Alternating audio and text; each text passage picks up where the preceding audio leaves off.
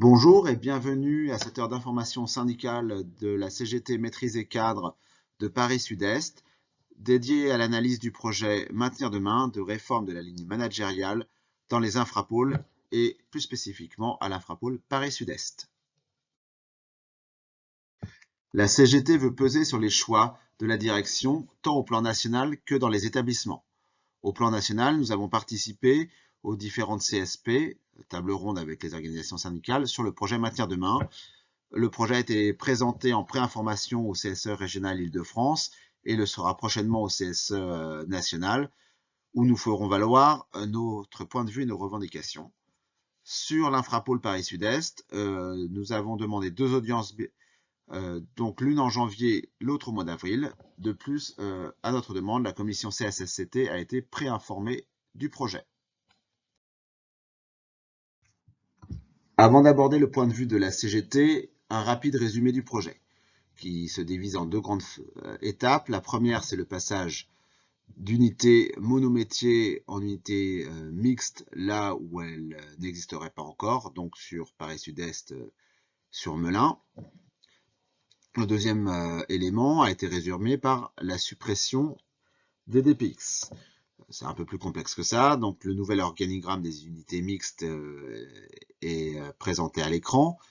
En dessous du dirigeant d'unité, donc l'équipe d'appui qui ne changerait pas, et 2 nouvelles cellules qui seraient l'équipe patrimoine et sécurité d'un côté, l'équipe d'ordonnancement et d'organisation de l'autre, qui remplacerait notamment la cellule sécurité et les assistants contrats travaux actuels.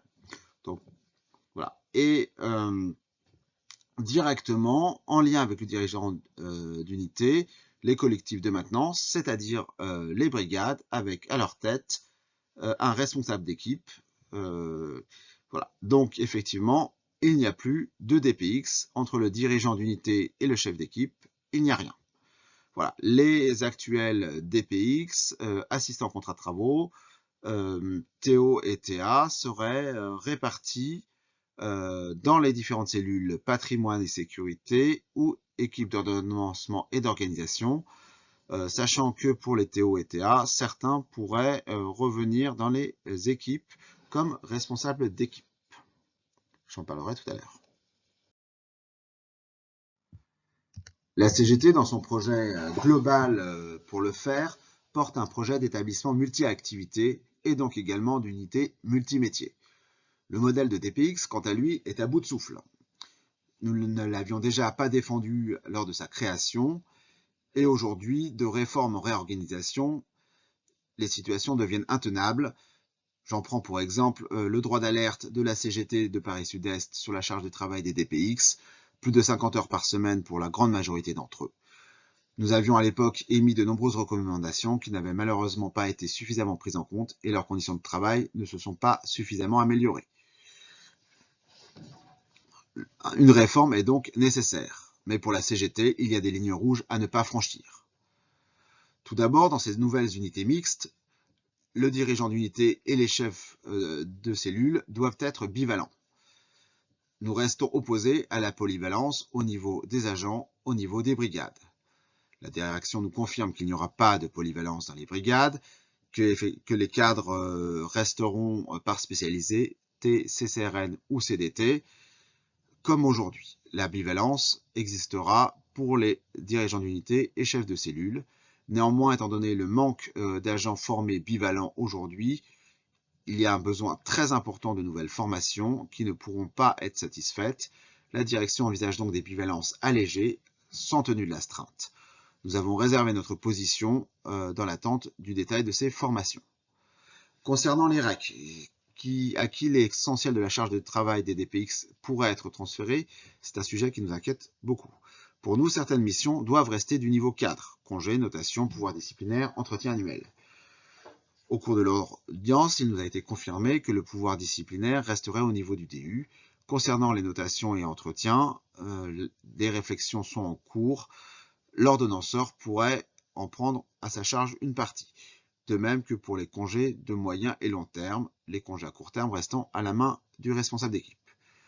Pour nous, le responsable d'équipe doit avoir un N+1 disponible. Ce ne peut donc pas être le DU qui a par ailleurs de très nombreuses autres missions. D'après la direction de Paris Sud-Est, c'est un modèle imposé par le national. Néanmoins, en local, ils estiment que l'ordonnanceur pourra être le référent du REC sur un grand nombre de sujets. Je l'ai dit, nous avons de fortes inquiétudes sur la charge de travail des responsables d'équipe, sur leur capacité à rester présents sur le terrain avec leurs équipes. La direction nous dit que le but n'est pas d'éloigner les REC, elle parle de chefs en orange, et de les maintenir avec leur équipe. Néanmoins, elle disait la même chose des DPX, 50% de leur temps devait être sur le terrain, on a vu ce que ça a donné. Au vu des missions du REC, nous sommes inquiets, nous avons alerté la direction et nous étudierons avec grande attention les fiches de poste, d'autant plus que si cela n'a jamais été abordé à l'Infrapôle Paris Sud-Est, dans d'autres établissements pilotes, il est envisagé que les REC soient au forfait jour, ce qui pourrait les amener à faire des amplitudes horaires très largement au-delà de celles de leur collectif de travail. Concernant la restructuration des UP, pour la CEGT, une réorganisation doit être un moyen constant. Il ne doit pas y avoir de fusion ou de disparition de brigades. Il ne doit pas non plus y avoir de diminution du nombre d'encadrant dans les UP. La direction nous confirme que cela se fera à moyen constant, tant dans l'encadrement que dans les brigades. Elle parle néanmoins de fusion possible de parcours, sans toucher aux effectifs des brigades. Des fusions de brigades pourraient avoir lieu plus tard dans le cadre d'autres projets, notamment dans Lyon. Nous sommes opposés à cela. Pour la CGT, il faut conserver 2 unités à Melun, une unité nord et une unité sud. La direction nous confirme que si rien n'est acté officiellement, dans la seule hypothèse de travail aujourd'hui est bien celle d'une UP nord et d'une UP sud. Nous avons été entendus. Pour la CGT, il faut conserver des encadrants au plus près du terrain. Lors de la première audience au mois de janvier, ce sujet était flou pour la direction. Aujourd'hui, ils sont tombés d'accord avec nous. Les conducteurs de travaux devraient être positionnés dans les anciens secteurs. Dans les zones diffuses, les ordonnanceurs pourraient éventuellement y être aussi. Seul point d'achoppement, Auxerre, dont le secteur disparaîtrait. Au-delà du projet Maintenir demain, la CGT a de nombreuses activités revendicatives dans les semaines à venir.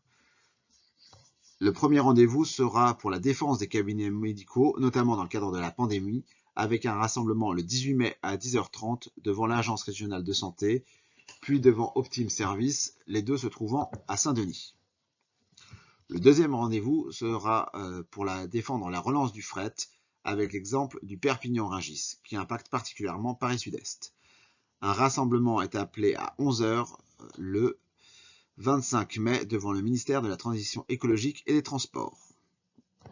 Enfin, dans la deuxième quinzaine de juin, une initiative nationale pour défendre le cadre social harmonisé, obtenir les mêmes droits pour les CDI, RH 254 et statutaires, sera organisée. Les modalités restent encore à déterminer.